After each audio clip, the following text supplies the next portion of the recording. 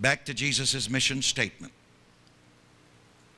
The Spirit of the Lord is upon me, for he has anointed me to preach the gospel to the poor, to heal the brokenhearted, to bind up the wounded, to heal them that are bruised, and so on and so forth. That's his mission statement. But the first part of his mission statement was concerning poverty. And of course, poverty as well as wealth, as we've heard Bishop Jordan mention, it does not begin on the outside, it begins on the inside. That's why the beloved Apostle John says, "Beloved, I wish above all things that you would prosper and be in health, even as your soul prospers." So you see, we prosper from the inside out. Say that to the people around you. We prosper from the inside out. You see, this prosperity has to get inside of you, and then you get inside of it. Sometimes I think we even understood that back in South Carolina at Lovely Hill Baptist Church.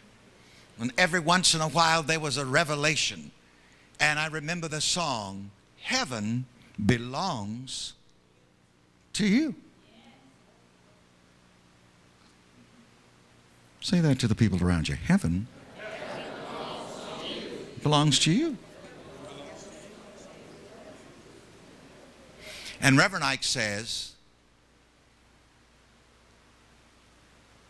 when you find the heaven within you, then, and only then, will you find yourself in heaven.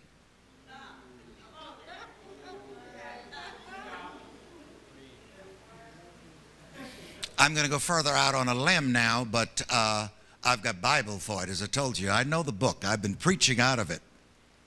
My grandmother, when I was like 7, put the Bible in my hand and a table in front of me and sat my cousins in front of me and started me preaching. And I've been in the book ever since.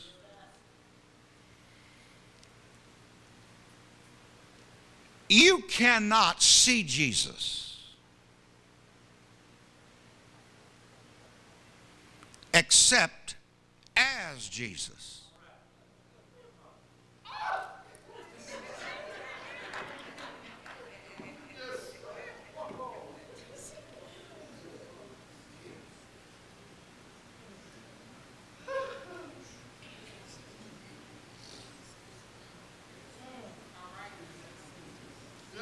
Now that's enough heresy for me to get put out of the...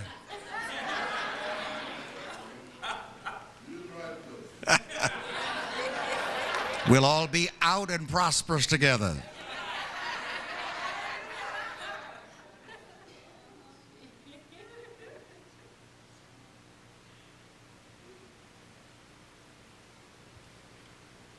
You cannot see Jesus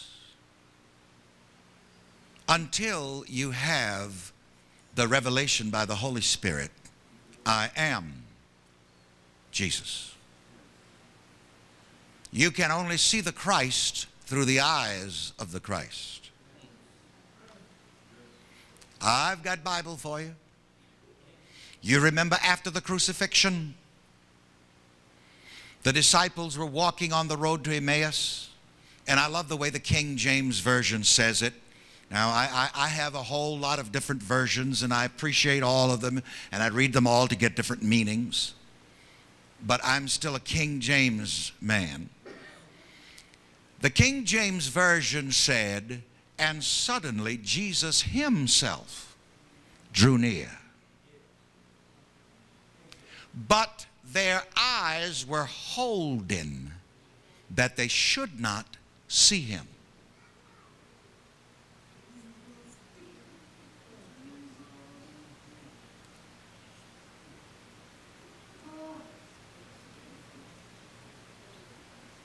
Everybody can't see Jesus. That's why the church hasn't seen him yet, and they've been looking.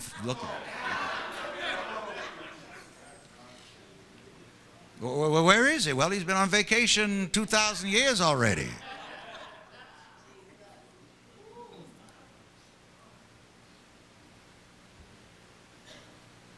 I'll risk heresy. You are never going to see Jesus return until you see him return in you, through you, and as you.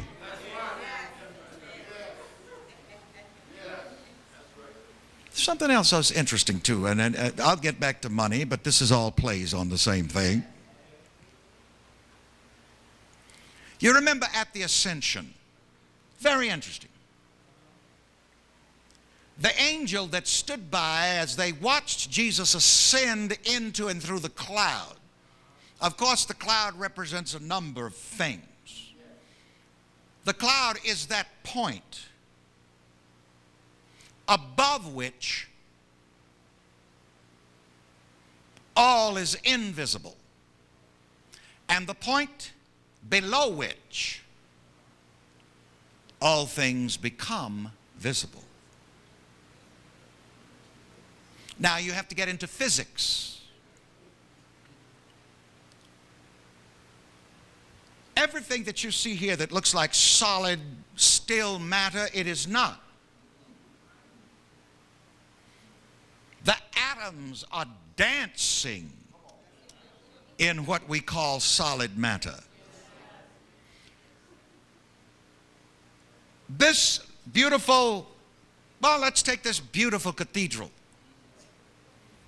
It began in heaven, above the clouds, in a vision that God gave this man. Possibly the first time that it was seen, he was the only one could see it. And he probably then began to communicate it to people that he thought were in tune or would be in tune to catch the vision.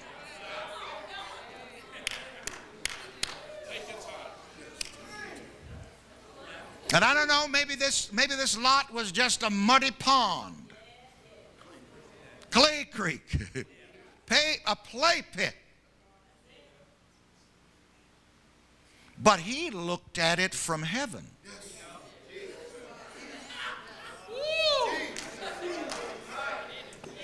And called those things which were not as though they were. Thousands and thousands of people probably passed this lot every day, and all they saw was what? A clay pit. But he that sits in the heavens shall laugh. He shall mock them to derision.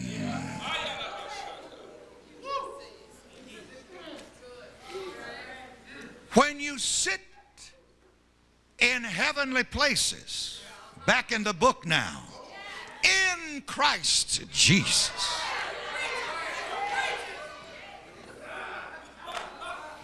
you laugh at what the world sees and says and does. The world only saw a clay pit here, but he that sits in the heavens,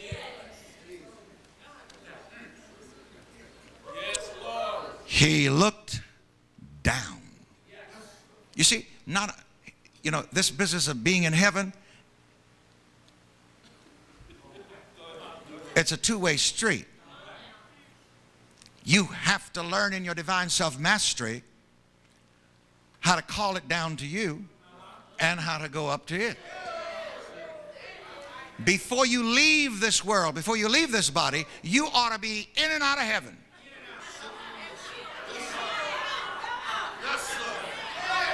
You ought to be, as Jesus said, going in and out, finding green pastures.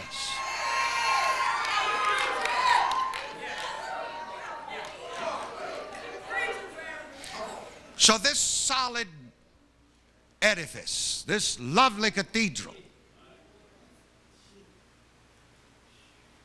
started in the invisible. Nobody could see it but the dreamer. Nobody could see it but the seer. And you see, that's what a seer is. A mind that can see things that nobody else can see. If this lovely cathedral had not been seen from above the cloud of materiality, it could not have come down.